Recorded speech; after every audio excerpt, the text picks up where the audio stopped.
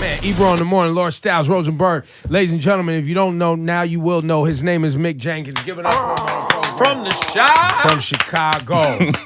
I'm a fan of, I think Waves was the first, or Waters was the first. Waters. Waters was the first project that I got introduced to, a record called Your Love, which I love on it. Appreciate it. Your music is very melodic. Some singing, a lot of bars. Definitely. What's your influence? Like, what's your whole hip hop influence? Neo soul, without a doubt. That influences most of my music. My parents, my mother listened to a lot of Sade and Jill Scott and Kim and D'Angelo and everything in that sect. And that was playing. I'm 12 years old, 14 years old, knowing all the words to Who Is Jill Scott 2000. You know what I'm saying? Like as grown as a album as that was, and that's definitely influenced a lot of the melodies and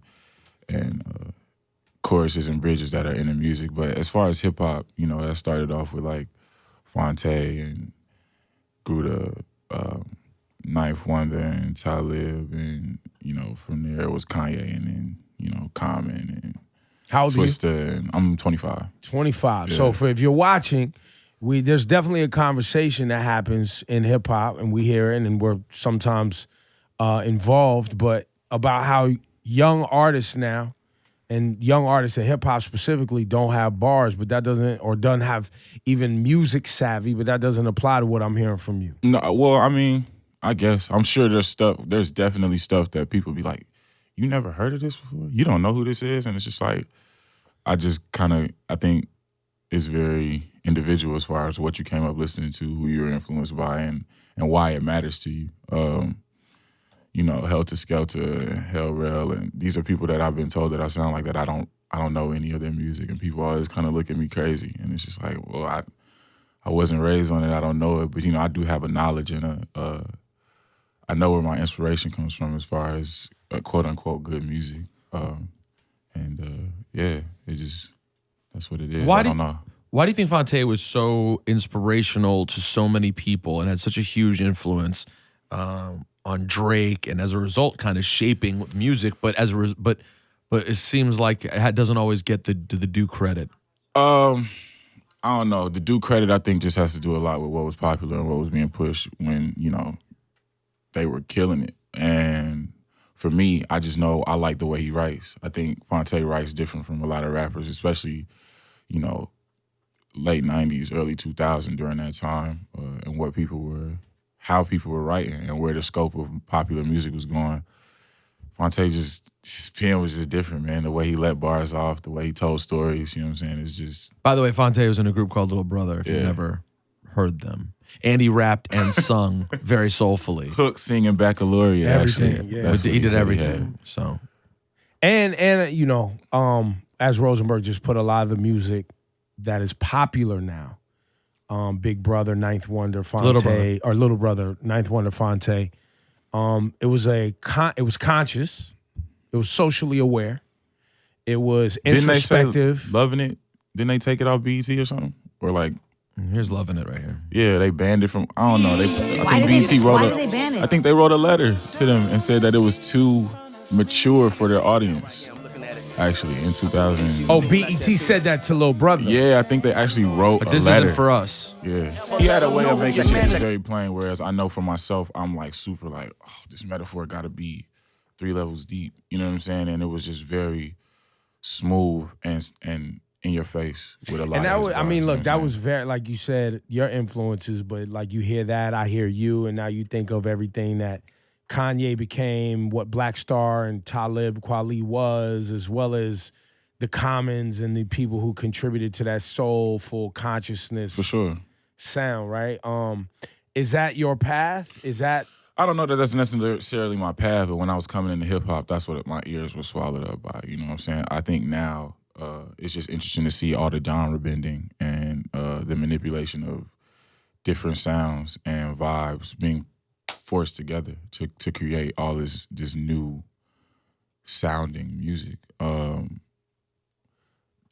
guess that's where I'm going. I'm just kind of, I don't think so much consciously about what I'm trying to sound like, as opposed to just fucking with what I fuck with. You know, I think K Tronada, Sango, producers like this have a good hold on like where hip hop music is going, and I really like the sound, and they're inspired by the same things. We're around the same age, you know what I'm saying? So it's very easy to lock in with those guys and those vibes.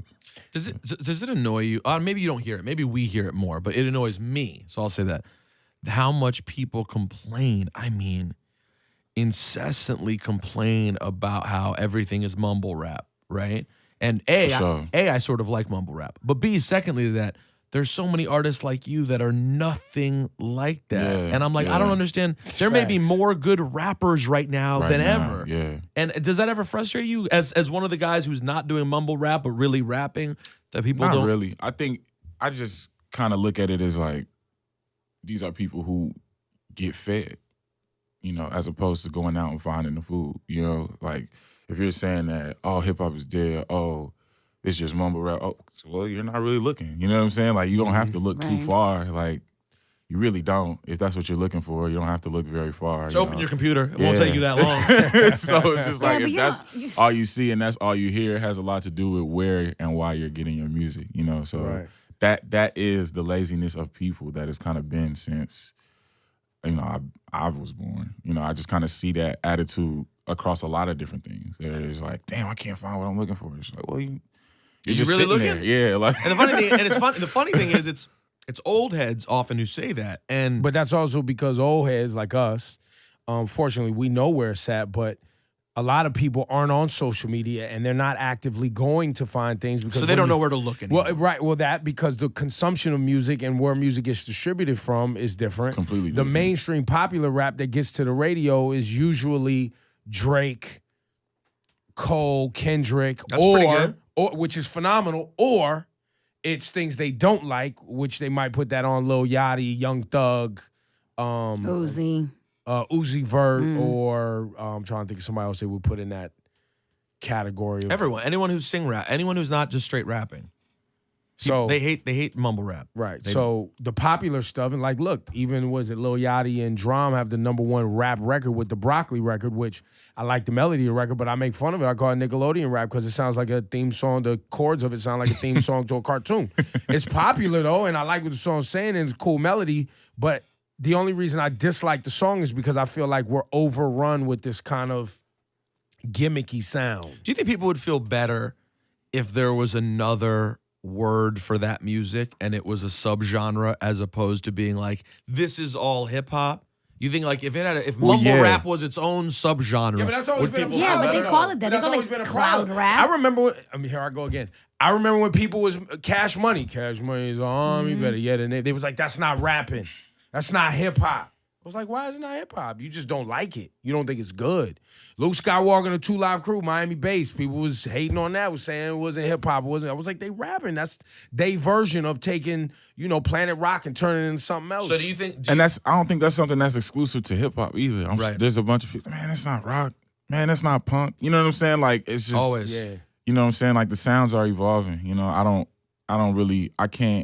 I personally feel like we shouldn't call certain things hip hop, but I can step back and recognize, like, it's all hip hop. Right. It's just different. Is all you know what I'm hip-hop. saying? Like, it's just different. Like, they're inspired by different things, they're exploring with different sounds. It's really But creating a whole culturally, new... it is still culturally in the same space. That's Absolutely, why it yeah. is still hip hop, right? Yeah. Like, and it's funny because, you know, there are tons of people who, if you're a country, like a real country head, and all you listened to was Waylon Jennings, right, and Hank Williams, and like real country, and you were to look at my jukebox at home now, where I have the only country I have in there is the Dixie Chicks.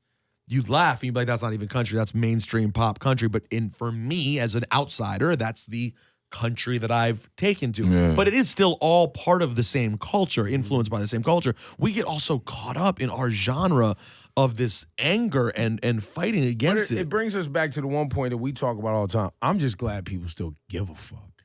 I'm glad people still argue about hip hop. Like, They that do. ultimately makes they me do. happy. And they argue all day long about it.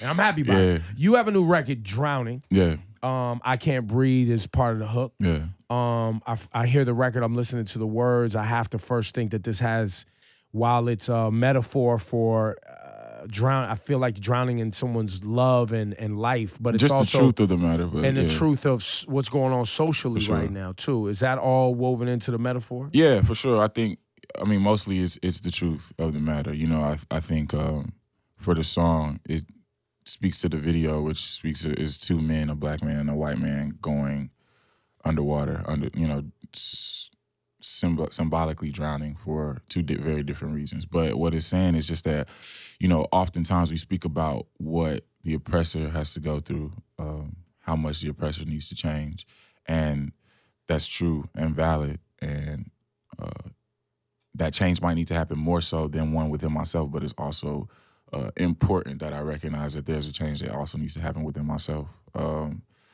And that's what I was trying to speak, like, drowning, like just submerging yourself in this truth, And the daunting reality of making that change and the struggle. That shit is hard. It's not, it's learning lessons, and it's realizing a lot of things that you thought to be true aren't, you know what I'm saying? And it's unlearning things, and it almost flips your world upside down depending on how far gone you are, you know what I'm saying, and how affected you've been by, what society pushes on us to understand about reality. So, sometimes you got to flip the whole shit upside down. Sometimes it's just a couple lessons that you got to learn, but regardless, we all need it, you know what I'm saying? It's not something that, I'm the oppressed. As soon as you stop oppressing me, we can all get along. You know what I'm saying? I think there's definitely just things on both sides that we need to come to understand and learn, and that's kind of what the song and the video we're speaking to. So let's play the record. When we come back, Rosenberg's gonna throw on a beat. We're gonna get to these bars. I want to hear these flames, these hot Chicago flames, these deep dish Chicago flames. Deep dish. Deep dish? Deep dish. Pizza. No, yeah, that's Pizza. thorough. I'm taking that. There you go. Before we get to the bars, though, let's talk Chicago, because your city is always in a headline for shootings. I think 3,000 so far shootings, and the death rate is approaching 500 people. But then you have somebody conscious as yourself and other people, individuals that come out, Chance the Rapper, Vic Mensa, many artists coming out talking about, what you're experiencing in your hometown and what we're experiencing socially.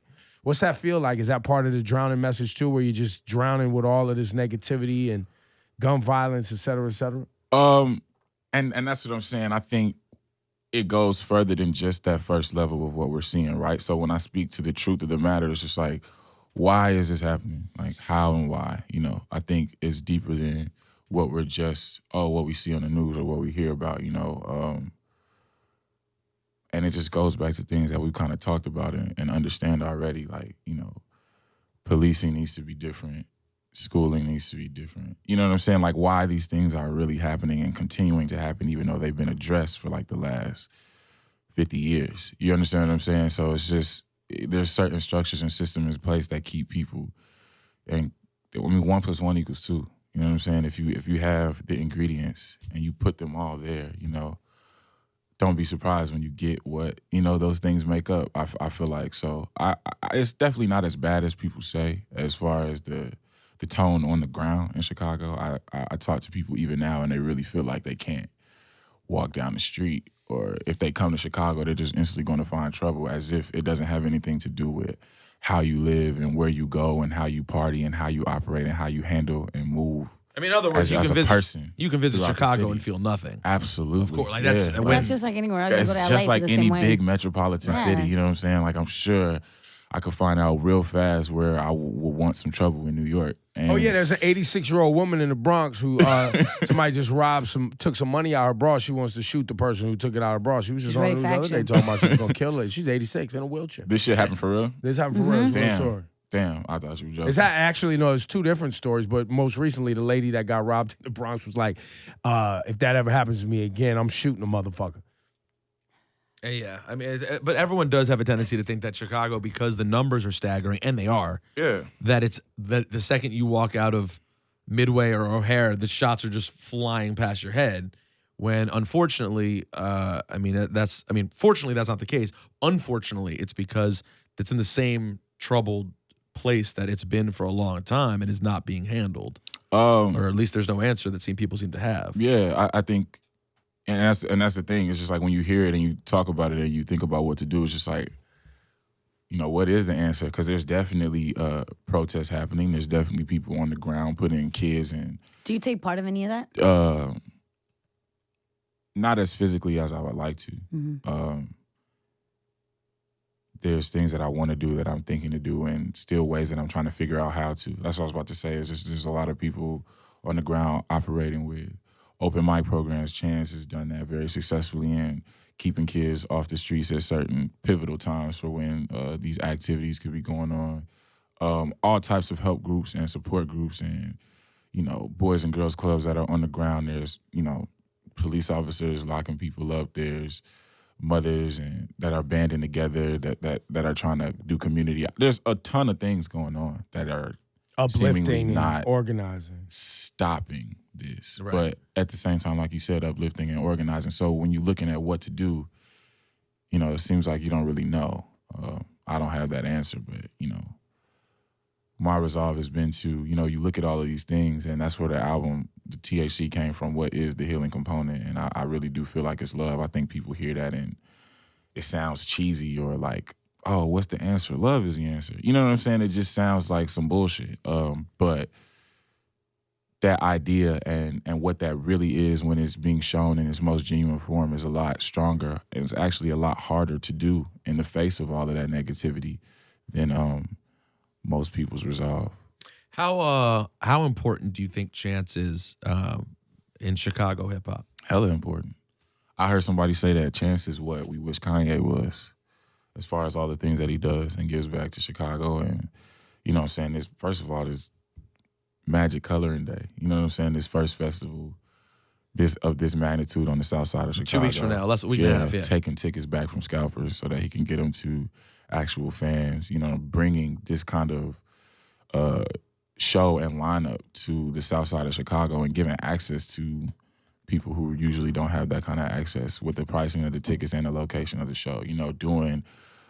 Taking kids in CPS schools on field trips with No Name. I think they did this like 3 times.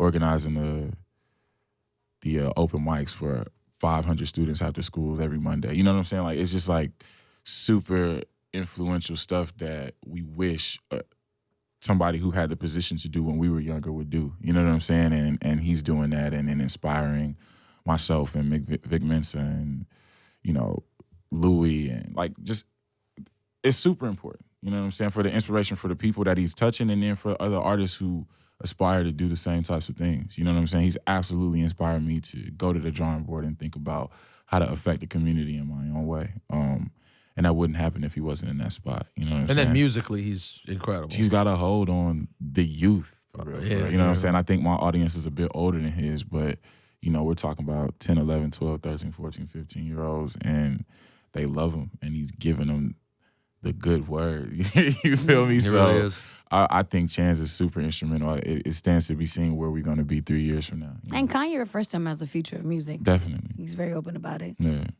Y'all ready for these bars? Hold on. Let me see this. Let me dig. Mick Jenkins. Let me see what I got for you. Mick Jenkins, man. Ebro in the morning. Let's go. Let's go, Mick. I'm getting a bigger check these days.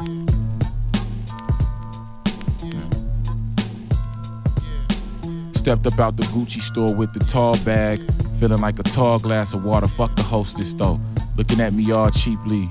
And I ain't even looking for the price tag or my receipt, bitch. You got me fucked up, but let me digress. You read the transcripts, it's more Reader's Digest than poems, really. They say Poseidon, it's more Noah, really.